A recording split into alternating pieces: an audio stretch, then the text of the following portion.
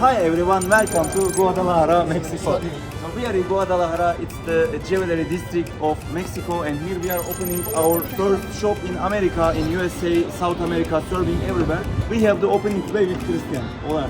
Hola, hola señor. ¿Cómo estás? Bien, ¿tú? Hablo español. Thank you. These guys will open the place officially. Before opening Bulunmaz America shop in Guadalajara, Mexico, I would like to introduce you the great team of our partner in Mexico, Lux Gold. As you can see here. Hello. Wherever you are from, all around Mexico, from United States, from any South America, Colombia, Peru, Bolivia, Argentina, we are serving here. We have the technical service, we have the sales guys. So wherever you are from, you are speaking Spanish, or you are traveling to Mexico, or you are from any part of the North or South America, you are welcome to our Bulunmaz America shop in Guadalajara.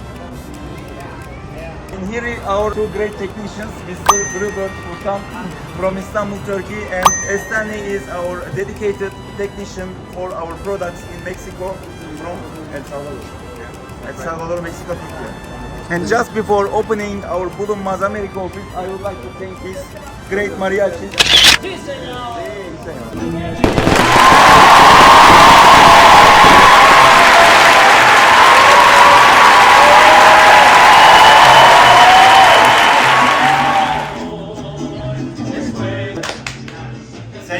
I would like to thank so much because we have many operations all around the world, Asia, Middle East, Europe. But first time we are really successful in America, the continents, North and South America. Muchas gracias. Muchas gracias a Bulunmaz. Muchas gracias a Bulunmaz. Era este partnership con Bulunmaz y Lux Gold para México y para todo en South America. Aquí vamos a estar a darle soporte junto con este gran personaje que es Chemal. Un gallo brilla en su mirar, trayendo luz a mi vivir. En el nombre del Padre, y del Hijo y del Espíritu Santo. Amén.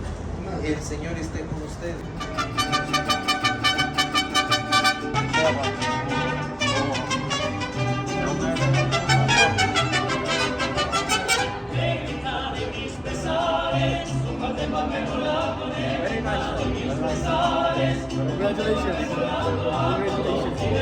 Great idea. Pero no le digas cuando así me dijiste a mí, por eso no me levanto.